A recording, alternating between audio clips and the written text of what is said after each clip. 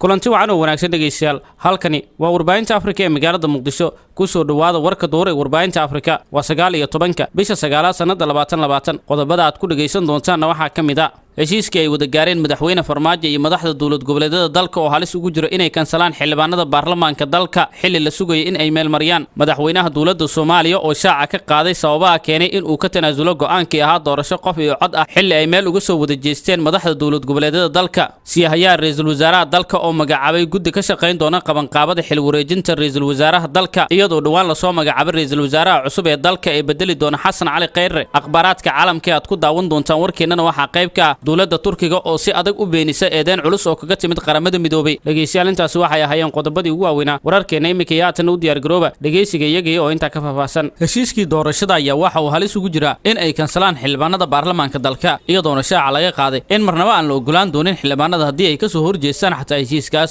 qodobka 11aad ee heshiiskii Villa Soomaaliya loogu gaaray arrimaha doorashooyinka ayaa waxa ku qoran heshiiska siyaasadeed waxa loo gudbinayaa baarlamaanka federaalka Soomaaliya si intaasi kadib ay u meel mariyaan iyagana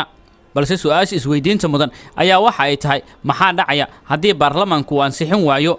xildhibaanada lagu tuunsan yahay inay doonayaan muddo kororsi xogo hoose aanu helnay waxa ay shaaca ka qaadayaan in gudoomiyaha baarlamaanka Maxamed Mursal Sheekh Cabdiraxmaan uu talageliyay in heshiiskaas ka hor inta aan qalinka lagu doogin uuna u diyaar yahay in uu meel mariyo sida ugu dhaqsiyaha badanna lagu meel marin karo Maxamed Mursal Sheekh Cabdiraxmaan iyo ku-xigeenka koowaad ee baarlamaanka Cabdulle Ibrahim Muude ayaa sidoo kale ku xiran tahay xulufo la ah madaxweynaha dawladda Soomaaliya Maxamed Mursal iyo ku-xigeenkiisa Cabdulle Ibrahim Muude ayaa sidoo kale ku xiran oo xulufo la ah madaxweyne Farmaajo lamana filayo in la qaadaco heshiiskaas balse waxa soo baxay tuuno kale oo ay qabaan dawlad goboleedyada dalka madaxdooda kulankaas ka qayb galay waana tuunka ah in xildhibaanada isku diyaarinayaan xilligan in ay meel marin waayeen heshiiskaas iyadoo ay ka dhaadhacsan tahay in madaxweynaha dawladda Soomaaliya wax walba uu meel marinayay in uu ogaa inaysan meel marin karin xildhibaanada baarlamaanka dalka oo ka dambeeya waxay dad badan la yaabeen talaabooyinka in madaxweynaha dawladda Soomaaliya uu ka wada tanaasulay qodobadii uu ku dhagnaa oo ay ugu horeysay doorasho qof iyo cod ah in dalka ay ka dhici karto kadib waxa soo baxay aragtiyo kala duwan oo ah in madaxweynaha dawladda Soomaaliya uu qabo isku halayn kale oo ah in shirkaas wixii ka soo baxay oo qodobo ah ay qaadici doonaan xildhibaanada baarlamaanka dalka inkastoo ay jiraan dad kale oo ka aragti duwan kuwaas oo iyaguna aaminsan in gudoomiyaha baarlamaanka dalka wixii shirka loogu soo daray ay ahayd in qodobadaas uu meel mariyo una dhageysto qaybna ka noqdo kulanka gabagabadiisa balse midda kaliya ee xilligan indhaha lagu hayo ayaa waxa ay tahay xildhibaanadaas markii la horgeeyo maxay samayn karaan iyadoo kolkii hore ay ahayd in la wada eegayay qodobada shirkaas ka soo bixi doono iyo inay ku heshiin doonaan dawladda iyo dawlad goboleedyada dalka balse heshiiskaas ayaa waxaa soo dedejiyay madaxweyne Maxamed Cabdullaahi Farmaajo oo ka tanaasulay dhammaan qodobadii la isku hayay isagoona doortay in dalka uu hore u dhaqaaqo dawlad goboleedyada dalka madaxdooda ayaa aad u soo dhaweeyay una bogaadiyay heshiiska dhex maray madaxweynaha iyo iyaga maadaama kolkii hore la isku hayay qodobo aad u badan oo ay qayb ka ahayd xitaa in ergadu ay badan tahay xildhibaanadu oo codaynayso kuwaas oo soo xulistooda qayb ka noqonayo iyo sidoo kale in dawladda Soomaaliya ay doonaysay in guddiga doorashooyinka dalka ay dhammaan wada qaadato balse hadda la isku afgartay in qayb ka mid ah guddigaas ay yeeshaan dawlad goboleedyada dalka taas oo iyana noqotay mid kale oo muhiim gaar ah dawlad goboleedyada dalka shirkaan ayaa wixii ka soo baxay haddii ay meel mariyaan xildhibaanada baarlamaanka dalka oo la horgeyn doono sida uu ballan qaaday madaxweyne Maxamed Cabdullaahi Farmaajo waxay noqon karaan kuwa iyagu guul ah maamul goboleedyada dalka maadaama maamul goboleedyada awood dheeraad ah ay siinayaan qodobadan kolkii horena ay ahaayeen kuwa wax awood ah aanan ku lahayn doorashooyinka dalka iyo sidoo kale hanaanka doorasho iyo guddiga farsamo balse markaan waxa ay yihiin maamul goboleedyada dalka kuwa awood dheeraad ah uu siinayo heshiiskaas ay la galeen madaxweynaha dawladda Soomaaliya Maxamed Cabdullaahi Farmaajo afar maamul goboleed oo kala ah Koonfur Galbeed Galmudug Puntland iyo Jubbaland ayaa kulankan madaxweynaha dawladda Soomaaliya si aad ah uga soo horjeeda qodobadii uu la yimid halka madaxweyne Maxamed Cabdi Waare oo ah hogaamiyaha dawlad goboleedka Hirshabelle uu la saf ahaa madaxweynaha dawladda Soomaaliya waxa sidaas oo kale madaxweynaha dawladda Soomaaliya la safnaa gudoomiyaha gobolka Banaadir Cumar Maxamuud Maxamed Cumar Finish oo isaguna qayb ka ahaa dadkii ka qayb galay kulankaas marka lagu guuleysto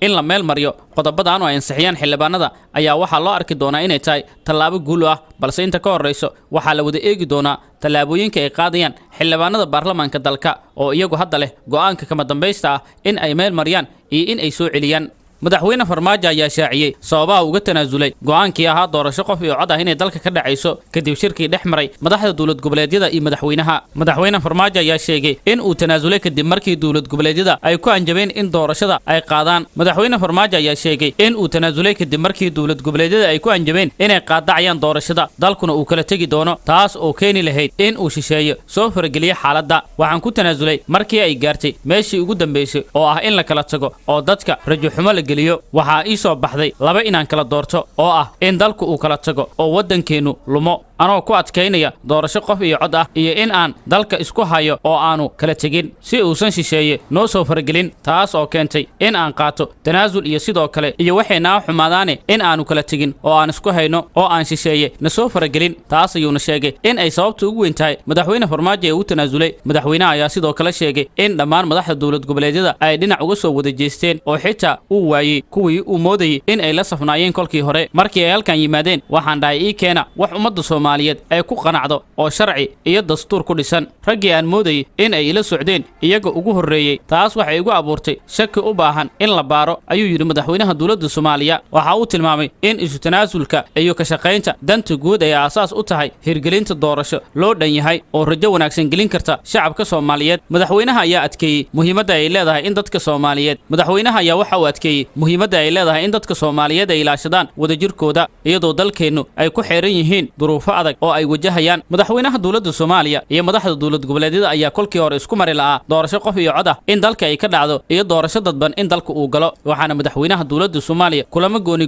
ah oo la yeeshay dhammaan madaxda dowlad goboleedyada dalka ay ka soo wada horjeesteen in ay la saftaan madaxweynaha oo ay ku raacaan go'aanka doorasho qof iyo cod. waxaana meesha ka baxday go'aankii madaxweynaha dowladda Soomaaliya ee ahaa doorasho qof iyo cod ah. sababaha ugu weyn ee madaxweynaha dowladda Soomaaliya uga tanaasulay go'aanadii hore ayaa waxaa lagu cadeeyey in ay tahay in madaxda dowlad goboleedyada dalka marka laga reebo Dr. Maxamed Cabdi Waare madaxweynaha Hirshabelle ay hal dhinac noqdeen, waana afarta maamul goboleed ee dalka. taasna ay saameyn adag ku yeelatay madaxweynaha dowladda Soomaaliya oo uu ka gudbi waayey kadibna uu ogolaaday in uu tanaasul sameeyo qodobadii la isku hayna dhammaan ay meesha ka baxaan. waxaana dalka la isku raacay inuu doorasho galo waqtigeedana ay ku dhacdo, taas oo ah doorasho dadban. siihayaha ra'iisul wasaaraha dalka ayaa magacaabay guddi cusub oo ka shaqayn doono xil wareejinta ra'iisul wasaaraha dalka iyadoo dhawaan la magacaabay ra'iisul wasaaraha cusub ee dalka. siihayaha ra'iisul wasaaraha dalka Mahdi Maxamed Guleed Qadar ayaa waxa uu magacaabay guddi cusub oo ka shaqayn doono qabanqaabada munaasabadda xil wareejinta ee ra'iisul wasaaraha cusub. xubnaha guddigan ee la magacaabay ee heer wasiir ayaa waxaa ka mid ah siihayaasha xilalka wasiirada dhalinyarada,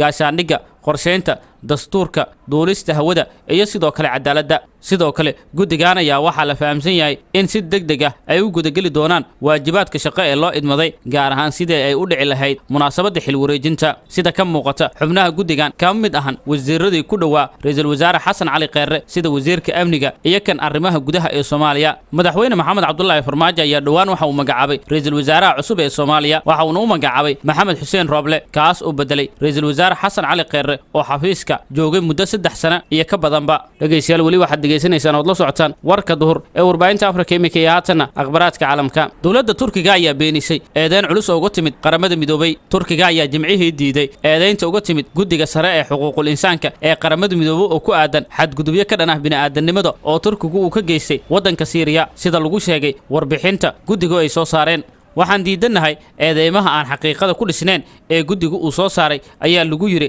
bayaan ka soo baxay wasaaradda arrimaha dibadda ee Turkiga. Turkiga ayaa howlgalkiisa waqooyiga Syria waxa uu ku micneeyay mid lagula dagaalamayo argagixisada caalamiga ah iyo sidoo kale kooxaha qaswadayaasha ah ee doonaya in xasilooni darro ay ka abuuraan dalkiisa, dhibaatooyinna ay gaarsiiyaan dadka shacabka ah. talaadadii ayaa guddiga qaramada midoobay u qaabilsan baaritaanada dembiyada dagaal ayaa sheegay in Turkiga ay tahay in lagula xisaabtamo taageerada uu siiyey mucaaradka Syria oo geystay gabadfallo ka dhan ah xuquuqul insaanka oo ay ka mid yihiin afduub, jirdil, boobka hantida dadweynaha, sida lagu ogaaday baaritaan la sameeyey 4 bilood ee sanadkan 2020 ugu horeysay. gudoomiyaha guddiga sare ee xuquuqul insaanka qaramada midoobay ayaa sheegay in qaybo ka mid ah waqooyiga Syria maleeshiyaadka Turkiga taabacsan ay ka geysteen xadgudubyo ka dhan ah bini'aadanimada. xukuumadda Ankara ayaana taageerta mucaaradka madaxweynaha waddanka Syria Bashar al-Assad, waxayna Turkigu gacanta ku hayaan waqooyiga Syria oo xad ay la leeyihiin. marka laga soo tagay eedaynta ka soo yeertay qaramada midoobay ee ku aadan in Turkigu uu xasuuq ka geystay waqooyiga waddanka Syria ayaa madaxweynaha waddanka Mareykanka Trump waxa uu kol hore kaga digay dowladda Turkiga dagaalada ay ka wado waqooyiga waddanka Syria halka ay ku sugnaayeen ciidamo badan oo Mareykan ah kadibna markii ay ka baxeen ay bilowdeen dagaalo toos ah oo Turkigu ku soo qaaday halkaas isagoona dagaal culus la galay kooxaha Kurdiyiinta ee halka ku sugnaa waxaana la wada ogsoon yahay in Kurdiyiintu ay yihiin xoogii la dagaalamay ururka IS ee ka dagaalama Syria iyo Iraq guud ahaan dhageystayaal waxaa intaas ku dhan warkii oo aad kala socoteen warbaahinta Afrika ee Muqdisho waad ku mahadsantihiin la socodka ee la saanqaadka warkeedna.